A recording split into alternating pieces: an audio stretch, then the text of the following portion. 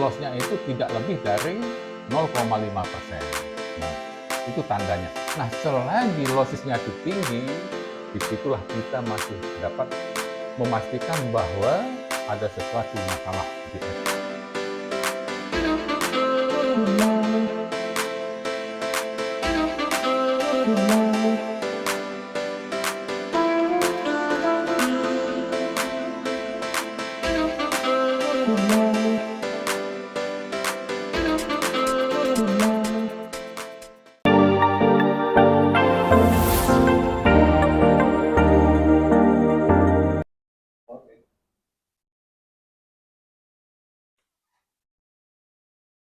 Bismillahirrahmanirrahim. Assalamualaikum warahmatullahi wabarakatuh.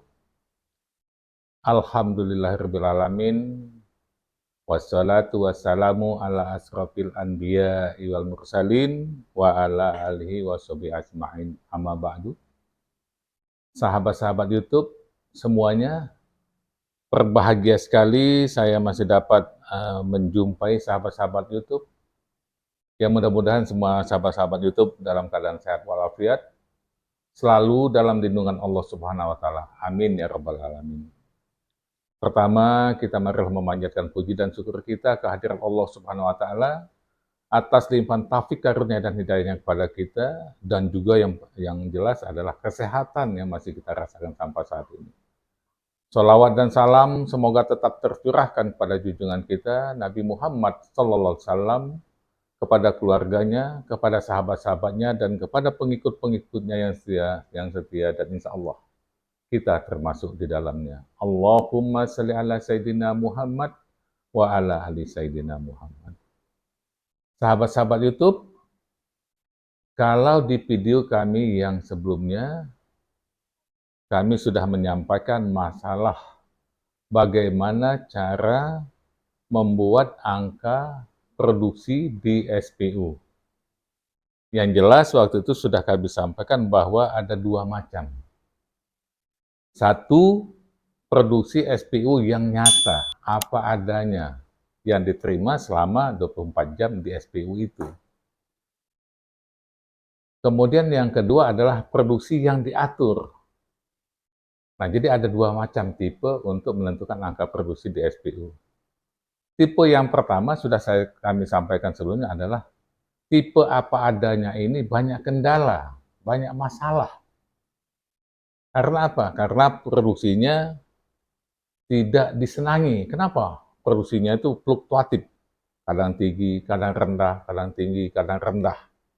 Kemudian data-datanya juga tidak sinkron dengan antara kenaikan produksi dengan data-data penunjang. Misalkan produksi naik, malah data-data penunjangnya turun. Jadi tidak sinkron, tidak klop. Kemudian juga dengan produksi apa adanya itu, operator dan pengawas bisa bingung apabila ditanya oleh atasan. Dari mana penurunan produksi dan dari mana kenaikan produksi. Datanya tidak klop.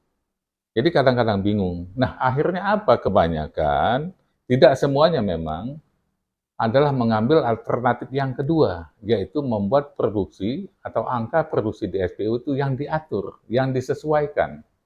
Nah, kalau disesuaikan ini, maka produksinya tidak fluktuatif, kelihatan hampir rata lah, hanya dinaik turunkan sedikit-sedikit saja. Tapi ada juga masalahnya. Yang pertama adalah bisa terjadi simpan pinjam minyak di SPU. Nah, dari simpan pinjam ini pada saat yang sudah tidak bisa diatasin lagi, maka angka pemompaan ke P3 dari SPU itu tidak sama lagi. Jadi tidak sama antara yang dipompakan dengan angka yang dilaporkan. Nah, inilah yang membuat masalah sampai saat ini adalah adanya oil losses. Sebagaimana yang sering saya sampaikan bahwa oil losses ini dari dulu sampai saat ini itu tidak terselesaikan masalahnya. Kenapa? Karena cenderung untuk mengambil cara yang kedua, yaitu angka yang diatur. Nah, angka yang diatur inilah yang mengakibatkan adanya oil losses ini. Nah, apa tanda bahwa angka produksi di SPU itu sudah nyata, sama antara yang dipompakan dengan yang dilaporkan, terlihat sekali pada masalah oilosis. Nah, kalau oilosis itu sudah dalam batas yang wajar, yaitu 0,5%, maka itu artinya apa yang dipompakan itu sama yang dengan yang dilaporkan. Nah, kemudian sekali lagi saya sampaikan bahwa di sini saya tidak ingin atau tidak bermaksud untuk mendiskreditkan operator dan para pengawas produksi. Tapi saya ingin malah untuk memberikan solusi. Bagaimana supaya pada video-video yang kami sampaikan ini, atasan-atasan ini memahami bagaimana cara memproduksikan, membuat angka produksi SPU, dan operator juga mau melakukan sesuatu supaya apa yang dibuatnya itu nyata minyaknya. Tidak ada yang ditambah atau dikurangi ataupun real apa yang dipompakan itulah angka yang dilaporkan. Nah, sahabat-sahabat YouTube, salah satu penyebab operator itu tidak mau membuat angka nyata di SPU itu adalah, seperti yang sudah saya sampaikan, adalah penerimaan produksi minyak di SPU fluktuatif. Nah, ini sahabat-sahabat YouTube. Jadi, salah satu penyebabnya adalah penerimaan minyak di SPU itu adalah fluktuatif. Apa fluktuatif itu? Fluktuatif itu naik turun, naik turun, naik turun. Jadi tidak stabil. Nah, ini yang ingin kami bahas pada kesempatan ini. Apa penyebabnya? Nah, yuk kita lihat penyebabnya apa. Akan uraikan satu persatu. Tentunya apa yang kami sampaikan ini adalah dari hasil pengamatan saya selama saya bekerja dengan teori-teori yang ada. Itulah dasar apa yang saya sampaikan ini. Jadi pengalaman saya dan teori yang saya punya. Ya, ini adalah umum lah ini, SPU itu seperti ini, dia mempunyai tangki produksi ini seperti ini. Nah, kalau seperti ini tentunya satu diproduksi, satu dipompa, satu juga mungkin ini bisa tank test. Ini adalah separator seperti inilah lebih kurang untuk apa namanya, stasiun pengumpul utama itu, atau gathering station. Nah, mulai kita masuk kepada penyebab penerimaan angka produksi di SPU fluktuatif. Apa ini penyebabnya? Yang pertama adalah aliran fluida dari sumur yang masuk ke SPU tidak selalu stabil. Nah, jadi aliran produksi yang masuk ke SPU itu tidak selamanya stabil, sama terus tidak seperti itu. Kemudian yang kedua apa? Karena menggunakan production lain dari sumur-sumur untuk masuk ke SPU. Nah, nanti bisa kita jelaskan ini. Kemudian yang ketiga, adanya SP-SP yang masuk ke SPU. Apa ini maksudnya? Yuk kita lihat satu persatu. Yang pertama adalah aliran fluida dari sumur yang masuk ke SPU tidak selalu stabil. Apa maksudnya? Nah, yang pertama, aliran produksi yang masuk ke SPU itu, nah ini coba saya gambarkan juga, ini spidol. Kalau ini adalah suatu SPU, yang di dalamnya ada header manifold, ini header manifold, kemudian ini ya bisa juga ada separatornya, kemudian ini ada tangki-tangkinya, seperti ini. Nah, jadi aliran produksi dari sumur-sumur ini tidak selalu stabil, selalu berubah-ubah.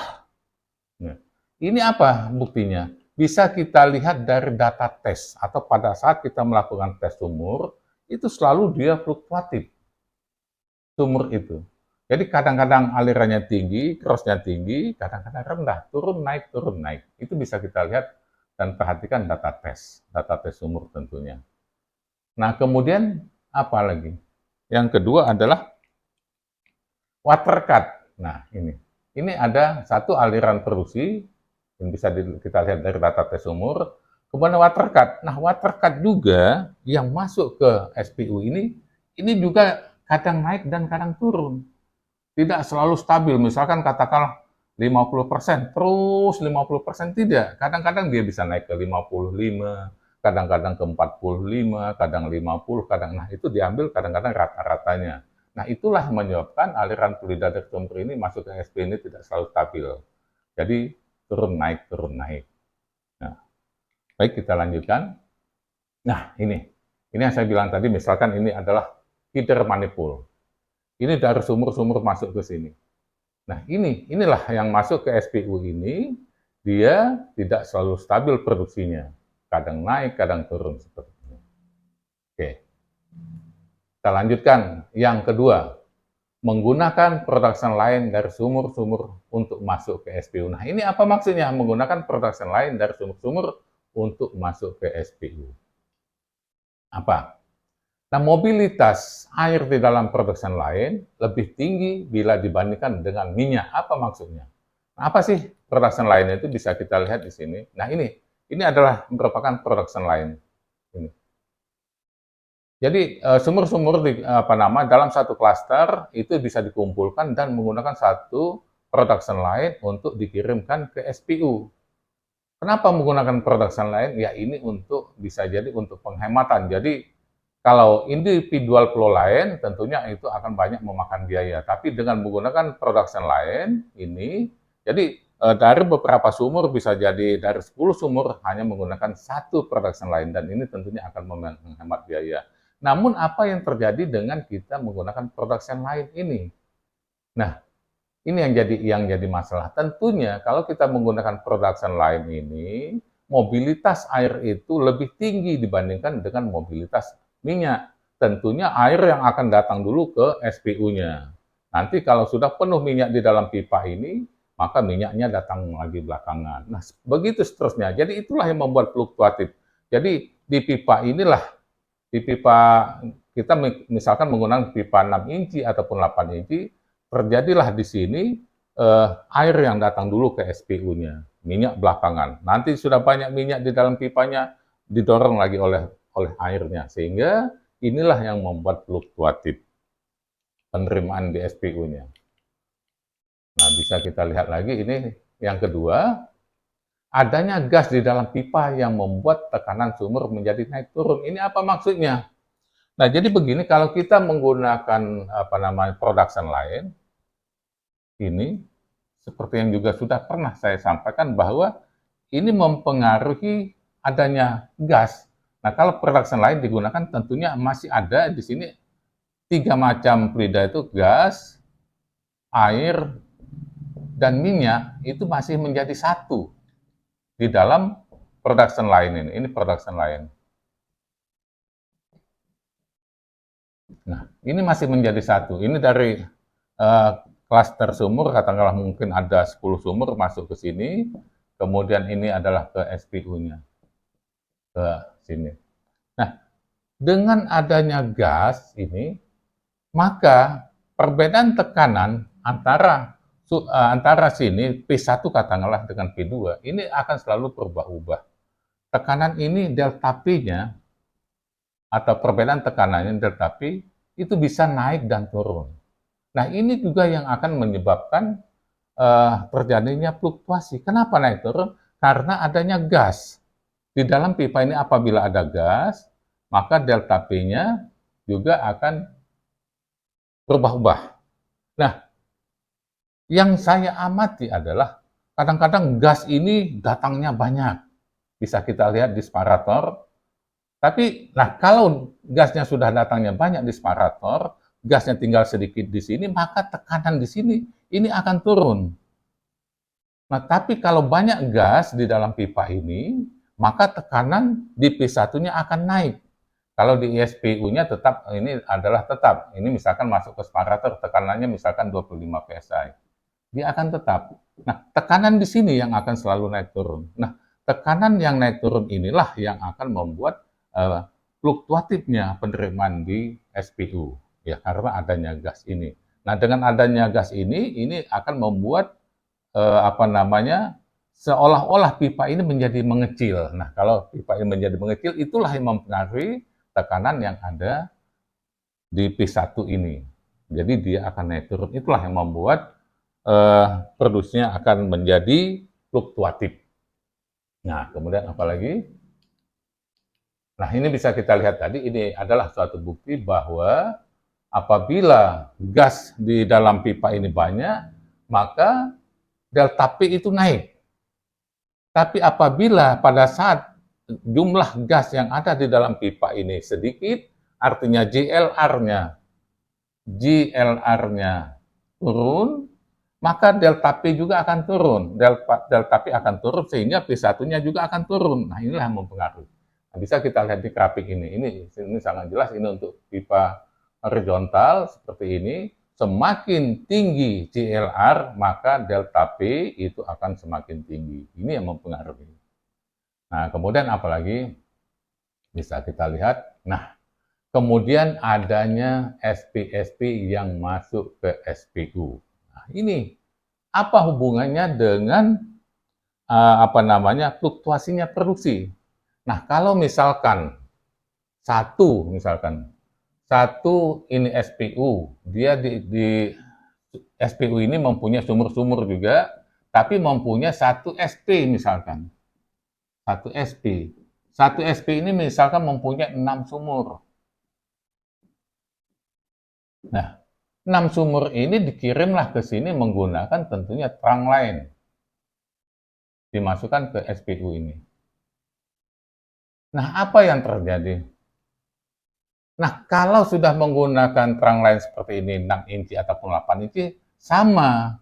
Karena ini pengiriman dari SP ini masih cross. Nah, kalau dia pengirimannya cross, maka cenderung airnya itu akan datang dulu ke SPU-nya. Minyak belakangan. Nah, nanti minyak kalau sudah penuh lagi di line ini, maka minyak ini akan masuk ke SPU-nya. Nah, inilah yang membuat fluktuasi produksi. Jadi dia menjadi fluktuasi. Nah, apalagi kalau misalkan SP-nya lebih dari 1. Nah, ini ya. Pengiriman dari SP ke SPU masih cross.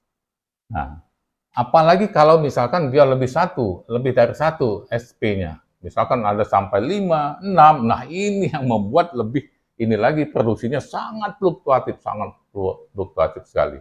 Misalkan di sini juga ada SP lah gitu. SP, stasiun pengumpul ya.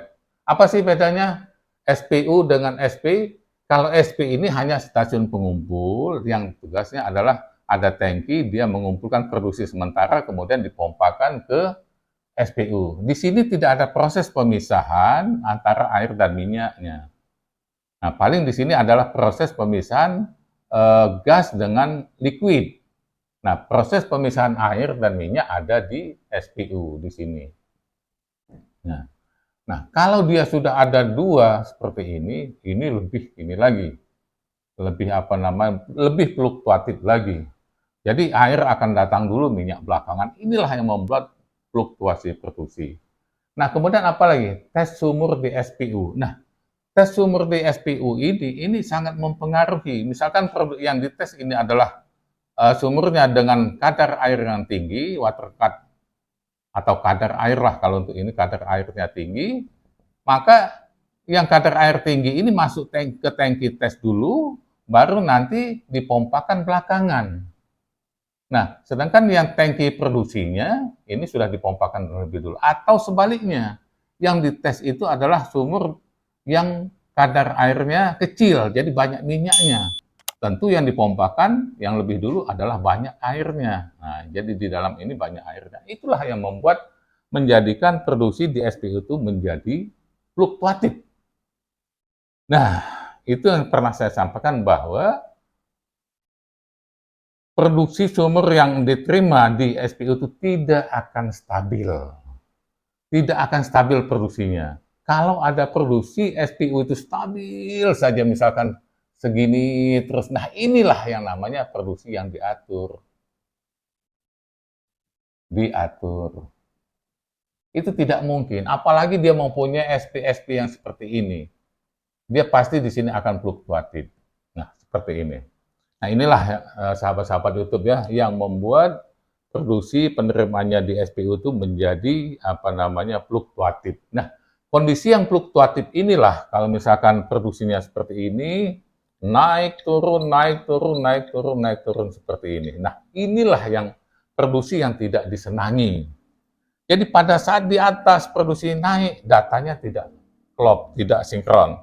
Waktu di bawah juga produksinya rendah, datanya tidak klop. Makanya alternatif yang pertama yaitu membuat produksi apa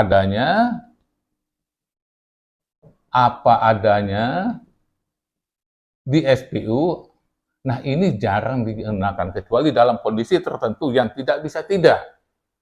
Ya, jadi pada suatu kondisi itu mau tidak mau itu memang tidak bisa dihindari ya, tetap produksinya seperti ini. Tapi pada suatu kondisi tertentu ini tidak disenangi dan produksinya diatur sehingga produksinya apa? Yang relatif stabil. Nah, naik turun sedikit disesuaikan saja dengan data. Jadi datanya disesuaikan. Nah, kerugiannya yang sudah saya sampaikan adalah kalau produksi diatur ini bisa terjadi simpan pinjam di SPU, simpan pinjam minyaknya maksudnya kayak koperasi saja nih, simpan pinjam. Nah, pada saat yang sudah tidak bisa diatasin lagi, maka pemompaan angkanya tidak sama lagi dengan yang dilaporkan. Nah, itulah yang akan membuat terjadinya oil losses. Tanda bahwa produksi di SPU itu sudah apa adanya, jadi artinya apa? Artinya angka nyata pemompaan dengan angka yang dilaporkan itu sama, nah maka inilah yang akan membuat oil losses itu menjadi baik. Nah, menjadi baik apa? Artinya dalam batas toleransi. Jadi loss-nya itu tidak lebih dari 0,5%. Nah, itu tandanya. Nah, selagi losses-nya itu tinggi, disitulah kita masih dapat memastikan bahwa ada sesuatu masalah di SP ini.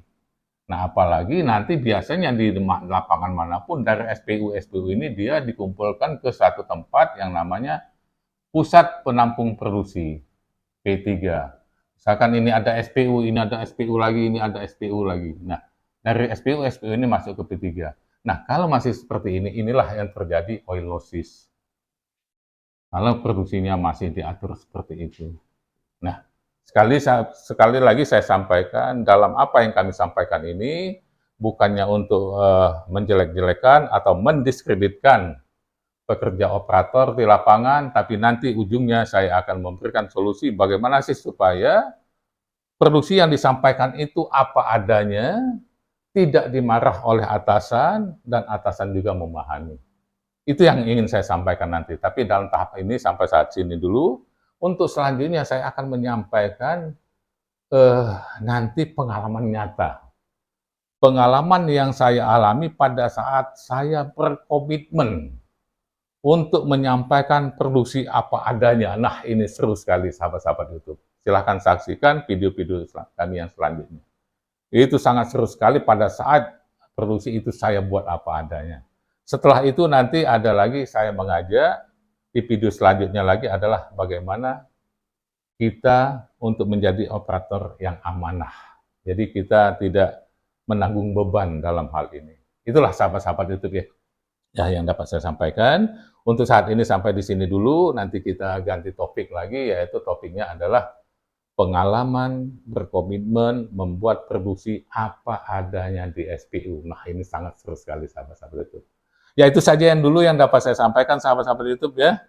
Mudah-mudahan apa yang saya sampaikan ini dapat bermanfaat bagi operator yang ada di lapangan, bagi pengawas, kemudian juga bagi pimpinan-pimpinan juga bisa memahami keadaan yang sesungguhnya. Bagaimana keadaan yang ada di lapangan. Itu saja dulu yang dapat saya sampaikan. Terima kasih atas perhatiannya dan dukungannya kepada channel ini. Mudah-mudahan bermanfaat bagi semuanya. Billahi taufiq wal hidayah. Wassalamualaikum warahmatullahi wabarakatuh.